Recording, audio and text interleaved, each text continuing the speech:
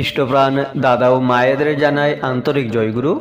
আজ ইষ্ট প্রসঙ্গে পরম পূজ্যপাদ শ্রী শ্রী আচার্যদেবের এই অমৃতময় কথাগুলি জেনে নেব। গতকাল তিনি বলেছেন, একের প্রতি লেগে থাকাটাই সাধনা।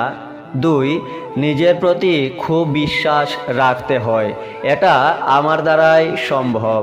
3, আমি আর ঠাকুরের মাঝে কাউকে ঢুকাতে নেই।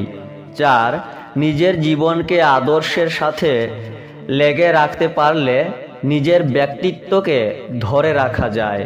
5, কাজের ফাঁকে ফাঁকে যতটুকু সময় হয়ে ওঠে ততটুকু যেন আমি ঠাকুরের কাজ করতে পারি, এই চিন্তা ভাবনা যেন সব সময় থাকে।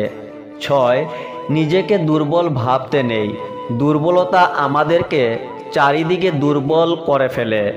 7, ছেলেমেয়ের অসুস্থ হয়েছে তাতে কি হয়েছে, আমরা যারা আশ্রমে থাকি আমাদের ছেলে মেয়েও অসুস্থ হয়, তার উপর বিশ্বাস রাখতে হয়, ভালো ডাক্তার দেখিয়ে চিকিৎসা করে নিতে হয়।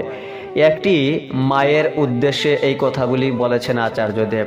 8, ভক্তিকে ভাগ করতে নেই, ভক্তি এক জায়গায় ঠিক রাখতে হয়। 9, একের সাধনা করতে পারলে গ্রহ দোষ, রাহু দোষ, শনিগ্রহ, কোনো খারাপ গ্রহ আক্রমণ করতে পারে না। 10, সৎসঙ্গ জগৎটাই ভালোবাসার জগৎ, ভালোবেসে আদায় করে নিতে তার কাজ, একটা মানুষকেও জীবনে হারাতে নেই। আপনারাও শ্রী শ্রী আচার্যদেবের এই অমৃতময় মহামূল্যবান কথাগুলি প্রত্যেককে শেয়ার করতে পারেন। জয় গুরু।